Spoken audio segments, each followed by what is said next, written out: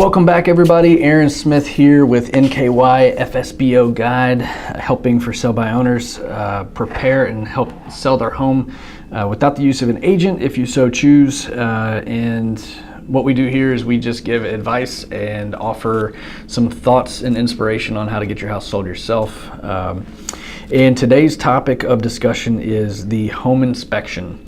Most of the time, I would say the vast majority of the time, a buyer is going to do a home inspection when they purchase a home, and hopefully they're using a professional inspector, not somebody who's maybe a friend or family member who may be a speculator. But home inspections typically are going to cost the buyer somewhere between $400 and $500. And items that may be inspected, right? So usually a whole house inspection, inspector gets on the roof, they check out the electrical system, the plumbing system, check out the structural integrity of the home, foundation. Usually they test out the appliances, they test out all the electrical outlets, they test out the windows, doors, make sure that they close, toilets. And in addition to that, they look for wood destroying insects, carpenter bees around the deck. They check for termites around the foundation. Other inspections could be things like a mold inspection or air quality test. Radon inspections are pretty hot right now. I would say 1 out of every 2 or 4 sales. So about 25 to 50% of home inspections have a radon test done. So a couple of things to know.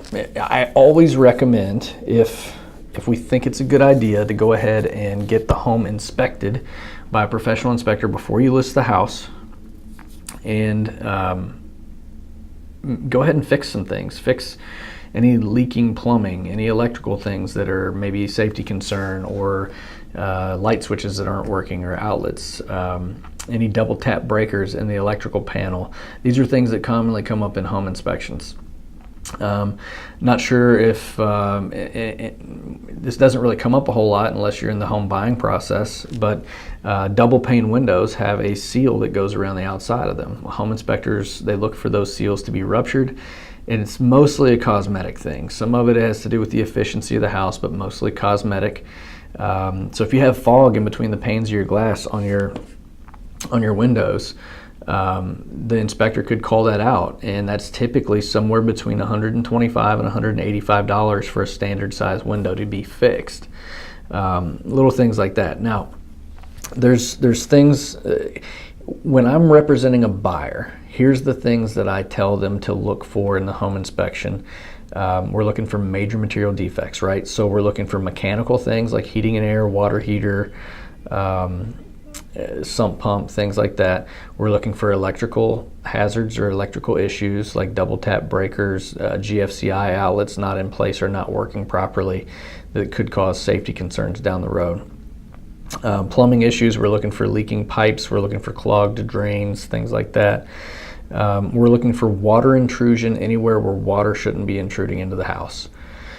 So foundations, roofs, siding, windows, if water is getting in, that's a problem. And we're also looking for safety concerns like radon, mold. We're looking for handrails that are looser than they should be. We're looking for, just in general safety things that a buyer may not want to deal with after they own the home. So with that said, those are things myself as a practicing real estate agent, I focus on those things because I feel like if a buyer starts nickel and diming things like, hey, the light switch cover's crooked or the toilet's loose or something like that, it's a slippery slope on how little of these little nickel and dimey things that you're willing to do. So, here's one thing. If a buyer is represented by an agent, that agent may have also expressed that, hey, we're focused on big things here, not small things. And there's a good chance your house won't have any big things wrong with it. But if there are, that's what you need to be focused on, not the little stuff. We don't want little things killing your real estate transaction. Especially when they're typical maintenance things, right? So with the home inspection stuff, if you have a buyer who is not educated in the process and they've not met with an agent to go over these things, it's up to you as the homeowner to say, hey, look, Just FYI, we're not really interested in negotiating or haggling over small things. However, if you find something that we're unaware of that needs to be fixed and it's a safety or a major defect or something like that, we're open for discussion, because they need to know that they can't just come in there and say, we want you to fix everything on this inspection list, and it's all just little stuff. So as far as home inspection and disclosure, right? Check out our video on what you have to disclose when it comes to putting your house on the market.